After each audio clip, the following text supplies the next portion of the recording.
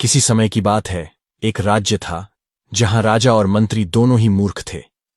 वे बाकी राजाओं की तरह शासन नहीं करना चाहते थे, इसलिए उन्होंने दिन को रात और रात को दिन में बदलने का अजीब नियम बना दिया। उन्होंने आदेश दिया कि सभी लोग रात में जागें, खेतों में काम करें और अपने व्यवसाय चलाएं, जबकि दिन में सो जाए। जो कोई इस नियम का उल्लंघन करेगा, उसे मृत्युदंड दिया जाएगा। डर के मारे लोगों ने राजा के आदेश का पालन किया। राजा और मंत्री अपनी योजना की सफलता पर बहुत प्रसन्न हुए। एक दिन एक गुरु और उनका शिष्य उस शहर में आए। उन्होंने देखा कि दिन के उजाले में पूरा शहर सूना पड़ा था। न कोई आदमी था और न कोई जानवर। जैसे ही शाम हुई, शहर के लोग जागे और अपने अपने काम में लग गए। गुरु और शिष्य को भूख लगी तो वे भोजन खरीदने बाजार गए। वहां उन्होंने देखा कि हर वस्तु का एक ही मूल्य था, चाहे चावल हो या केले, सब कुछ एक ही दाम पर मिल रहा था। यह देखकर वे बहुत खुश हुए। खाने के बाद गुरु को एहसास हुआ कि यह मूर्खों का राज्य है और यहां रहना ठीक नहीं। उन्होंने अपने शिष्य से कहा, यह स्थान हमारे लिए नहीं है, हमें यहां से चले जाना चाहिए। परंतु शिष्य को यह जगह बहुत भा गई। उसे सस्ता और अच्छा भोजन मिल रहा था, इसलिए वह यहीं रहना चाहता था। गुरु ने बहुत समझाया, लेकिन शिष्य ने उनकी बात नहीं मानी। गुरु अकेले ही वहां से चले गए। समय बीतता गया। शिष्य वहां रहकर खूब खाता पीता और मोटा हो गया। आप पूरा वीडियो देखते हैं, लेकिन उसे लाइक और सब्सक्राइब नहीं करते। कृपया सपोर्ट करें और लाइक और सब्सक्राइब जरूर करें। एक दिन एक चोर एक अमीर व्यापारी के घर में चोरी करने घुसा, लेकिन जैसे ही वह बाहर निकलने लगा, दीवार गिर गई और उसकी मृत्यु हो गई। चोर के भाई ने राजा के पास जाकर शिकायत की, महाराज, मेरा भाई चोरी कर रहा था, तभी दीवार गिरने से उसकी मौत हो गई। इस व्यापारी को सजा दी जाए, क्योंकि यह दीवार उसकी ही है। राजा ने व्यापारी को बुलवाया और कहा, तुम्हारी दीवार गिरने से एक निर्दोष की जान गई है, तुम्हें सजा दी जाएगी। व्यापारी बोला, महाराज, यह दीवार मेरे पिता के समय की बनी हुई थी। इसे बनाने वाला मजदूर अब भी जिंदा है, वही असली अपराधी है। राजा ने मजदूर को बुलवाया और उससे पूछा, क्या तुमने यह दीवार बनाई थी? मजदूर बोला, हां महाराज, लेकिन मैं निर्दोष हूं। जब मैं दीवार बना रहा था, तब एक नाचने वाली लड़की बार बार वहां से गुजर रही थी और उसकी पायल की आवाज से मेरा ध्यान भटक गया था, इसलिए दीवार कमजोर बन गई। राजा ने नर्तकी को बुलाया और कहा, तुम्हारी वजह से मजदूर का ध्यान भटका और दीवार कमजोर बनी, जिससे एक चोर की जान गई। अब तुम्हें सजा मिलेगी।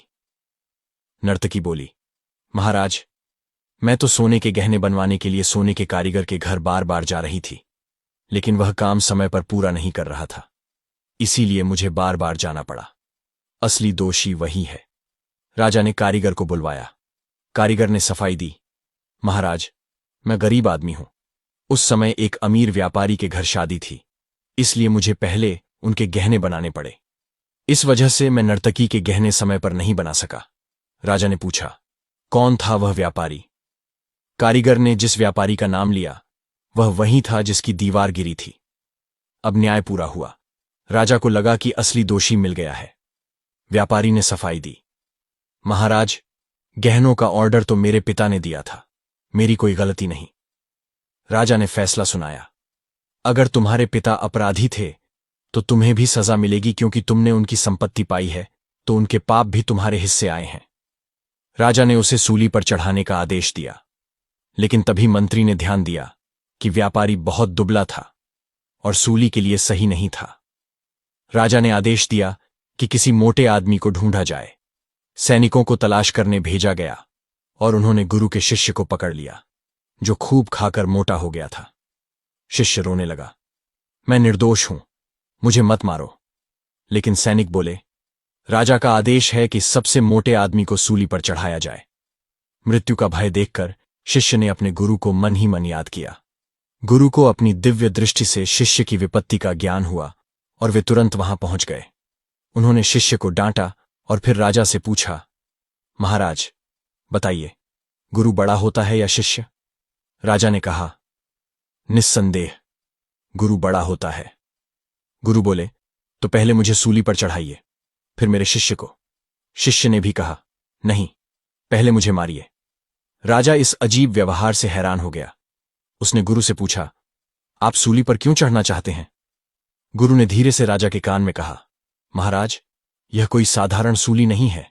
जो इस पर पहले मरेगा वह अगले जन्म में राजा बनेगा, और जो उसके बाद मरेगा वह मंत्री बनेगा।